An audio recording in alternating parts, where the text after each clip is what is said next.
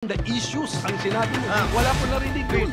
That's why, Mr. President, ganito na lang gawin natin. Can we flash it? Para makita na natin yung fixed wording. Because I never heard return the issues. Ngayon ko lang narinig sa presiding officer. Kaya magulo. Sobrang gulo. Magulo dun sa pabor. Magulo dun sa hindi pabor. Because I restated it already, Mr. President. Whether we use the word remand, whether we use the word return, there is nothing in the Constitution, in our rules, given not only the point na sui generis ang classification ng ating court. With 18 affirmative votes, 5 negative votes, 0 abstention, the motion of Senator Cayetano is carried. Tapos ang laban.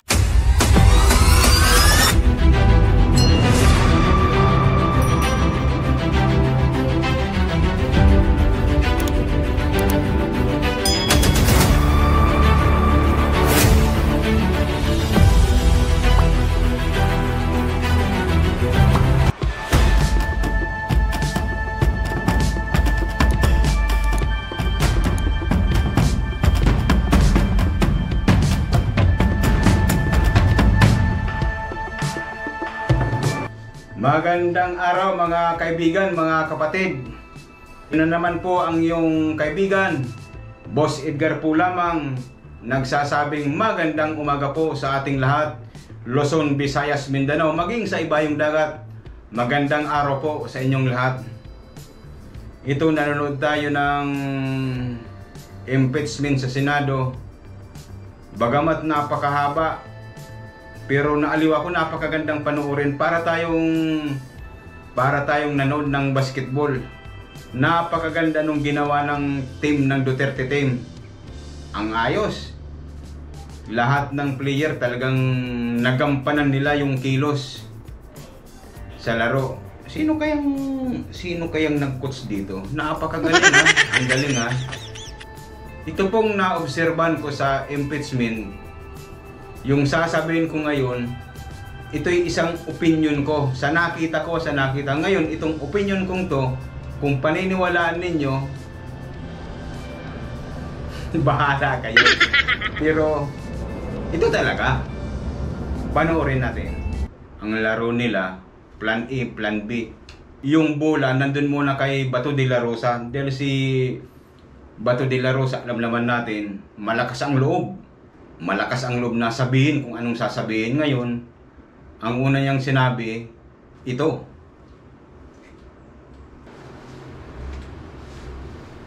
Senator De La Rosa is recognized. You may proceed, sir.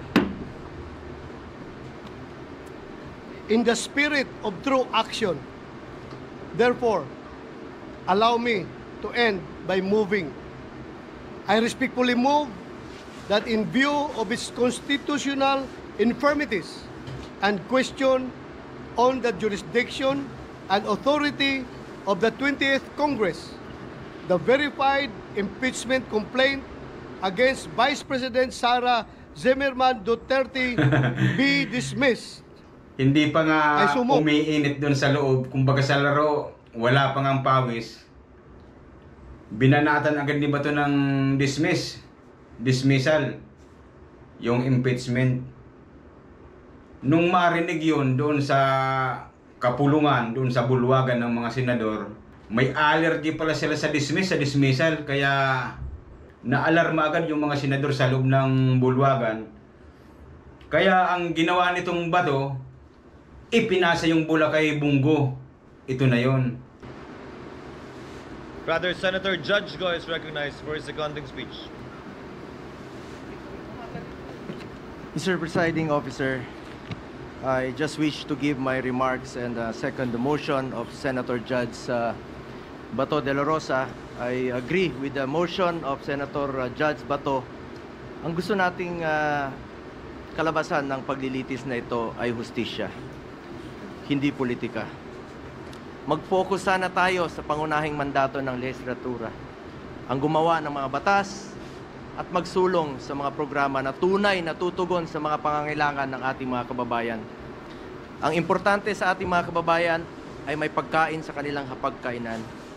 may matibay na healthcare system na kayang tumugon sa pangangailangan ng may sakit, disenteng trabaho at marangal na pagkakakitaan, dekalidad at abot kayang edukasyon, at ang katiyakan at panatag na ligtas silang makakauwi kahit sa gabi. Hindi naman nakakain itong impeachment.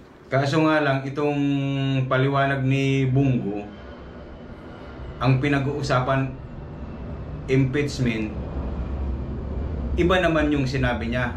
Ang sinabi naman niya, yung tunay na nangyayari dito sa bansa natin, yung kalagayan ng mga Pilipino. Kaso nga lang, yung subject natin, impeachment of article. Ngayon, ipinasa naman yung bula kay Robin Padilla. Ito naman yung kanyang ipinahayag. What is the pleasure of Senator Judge Padilla? Maraming salamat po, Tagapangulong Pinunong Hukom. Mga mahal kong hukom, alam ko po na napakainit at napakamabigat ang hangin dito sa ating bulwagan. Punong-puno ng tensyon, palaisipan, pero habang abala po tayo sa politika, maraming mahalagang panukala ang hindi nabibigyan ng pansin. Mga panukalang batas na hindi tungkol sa kapangyarihan, kundi tungkol sa buhay. Parang waipik yung pahayag ni Senador Bungo at Robin dahil malayo nga dun sa impeachment. Kaya ito na lang ang nasabi ni Coco Pimentel. Political statements of the movement and the seconding parties, Mr. President. Ang tanong nila kung makakain ba daw itong impeachment process, pero marami namang bagay sa buhay na importante rin na hindi nahahawakan, tulad ng hustisya. Ang hustisya, hindi nga natin makita, hindi natin mahawakan niya, pero napakahalagang bagay po sa buhay ng tao. Ngayon, pagdating po sa konstitusyon, bakit inaangalan ko yung motion? The motion actually is unconstitutional in the opinion of this representation, because according to Article 11, Section 3, Paragraph 6, per sentence lang yung babasahin. Sinundan pa ngayon ni Senadora po. At sinundan naman ito ni Risa Ontiveros. Mr. Presiding Officer, I too object to the motion of Senator Judge De La Rosa. A motion to dismiss is not found. Hindi po nahahanap itong motion to dismiss sa Rules of Procedure on Impeachment na literal Yan ka-adapt talagang po natin.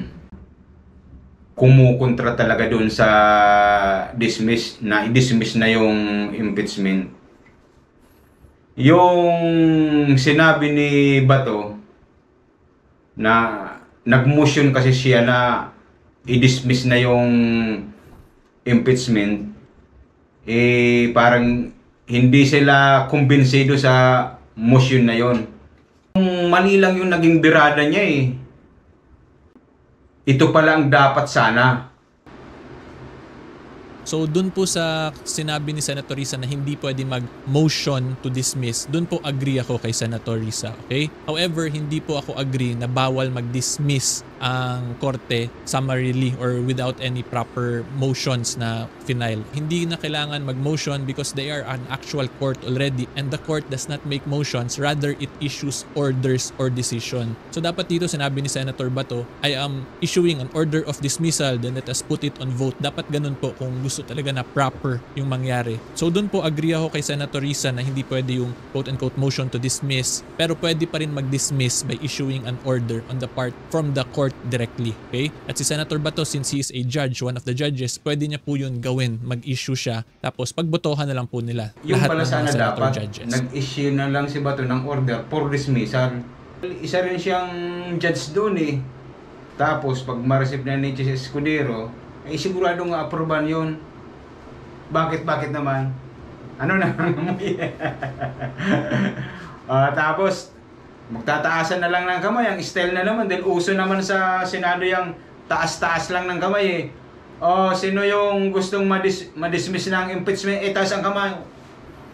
Pag yung 18 ang tumas ng kamay, di panalo na. Tapos ang kaso. Yun sana ang plan ng Duterte team. Na kay Bato pa lang, doon pa lang sa dismiss, matapos na yan. Mailibing na yung impeachment na yan. Kaso nga lang hindi umubra, mayroon pa naman plan B. Kung nga sa inyo, sa nakikita ko, mayroon plan B ngayon, may plan B. Dahil yung mga agreement ni Senador Coque Pimentel, palibasa matalino to. Isa itong abogado na napakatalino. Balita ko, top notcher daw ito noon eh. Isang abogado na mahirap banggain nitong tatlo ni Bato, ni Bongo at si Robin. Siyempre, yung babanggan nila, abogado yun, magaling na abogado yun, batas ang pinag-uusapan. Ngayon, doon sa plan B nila, kumuha sila ngayon ng import na dapat ang itapat din nila doon, abogado. Pumasok ngayon tong si Cayetano, pumasok sa Duterte team. Sa tunay na buhay, pumasok nga ba si Cayetano sa Duterte team? Kayo nang bahalang humusga. Yung basta yung paliwanag niya, pabor na doon kay De La Rosa. Yung sinabi ni De La Rosa ang impeachment dismiss, inayunan ngayon ni Cayetano. Palibasa yung dismiss, allergy na doon sa bulwagan na yun. Bumanat din si Cayetano doon sa mga batas. Binasa niya ngayon, pinaliwanag niya na may ibang terms siyang ginamit. Sabi po sa Section 88 of Rule 30 of the Rules of the Senate, the sponsor or any motion or measure, the sponsor of any motion or measure may withdraw or modify it before its amendments or resolution or before a nominal vote is ordered on the same. Ano po ang benefit ng pag-remand? Again, excuse me everyone sa legal, moral, because I only had a few minutes to think about this. Kung sana si Senator Bongo ang nagpa-amend, I was willing to listen. Pero hindi daw yun amendment at hindi tinanggap ni Senator Bato. So ako nagmumove ngayon na i-consider ni Senator Bato, i-amend yung motion niya from dismissal to remanding. Is to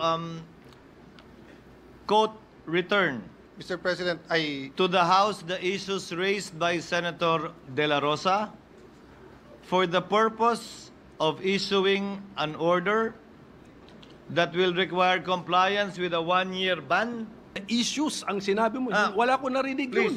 That's why, Mr. President, ganito na lang gawin natin. Mahaba-haba rin yung supposed to be accurately, clearly stated motion. Can we write it down? Can we flash it? Para makita na natin yung fixed wording. Because I never heard return the issues. Ngayon ko lang narinig sa presiding officer. Kaya magulo. Sobrang gulo, Mr. President. Magulo dun sa pabor eh. Magulo dun sa hindi pabor. Because I restated it already, Mr. President.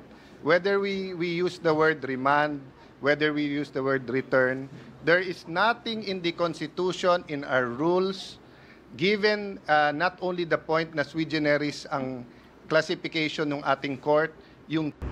Ngayon, ang inayunan ngayon ng presiding officer ni Chis Escudero, si Alan Cayetano. Dahil si Alan Cayetano, sa nakikita ko dun, parang nangangamoy din ano eh. Kayo nang bahala.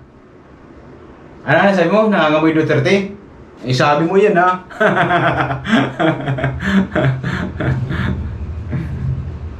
Di, nasa... Si Chis Escudero naman, nakikita niya na may punto rin kasi si Alan Cayetano.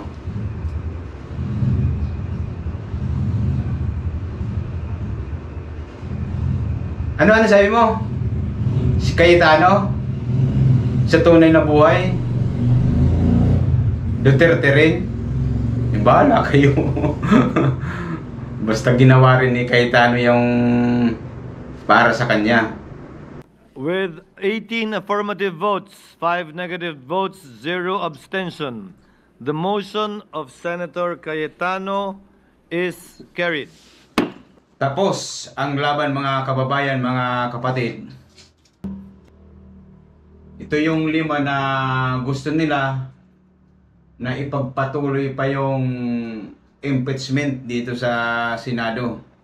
Na dito talaga isagawa yung trial.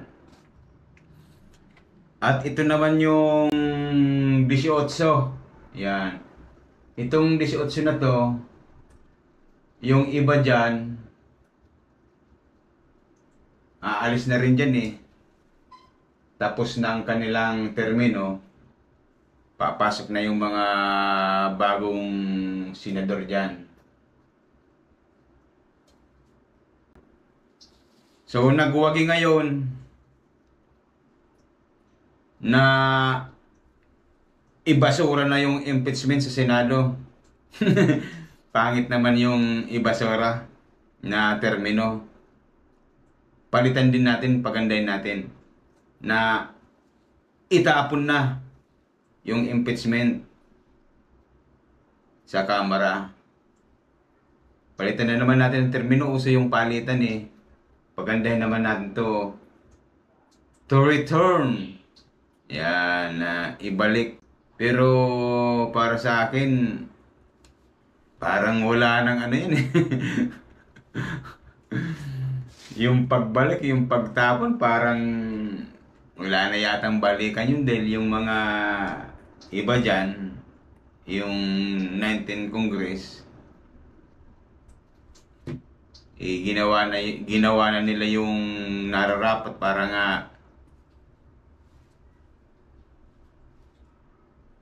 ilagay na sa Senado para Senado na ang bahala. Yung 20th Congress, hindi na nila alam yun eh. Hindi naman nila sinimulan yan eh, kaya hindi nila alam yun eh. Kaya ang mangyayari dyan, para sa akin, opinion ko, wala na yan. Basura na yan. Tinapon na nga sa Senado eh. So hanggang dyan mga kababayan, mga kapatid, dyan natatapos ang istorya. Ito po ang inyong naging kasama, Boss Edgar po lamang. Huwag po ninyong kalimutan mag-subscribe dyan, pakipindot naman dyan para sa susunod nating video, sa susunod nating mga huntaan, mga kwentuhan, magkakasama-sama para tayo. Hanggang muli, magandang araw po sa inyong lahat. Bye-bye!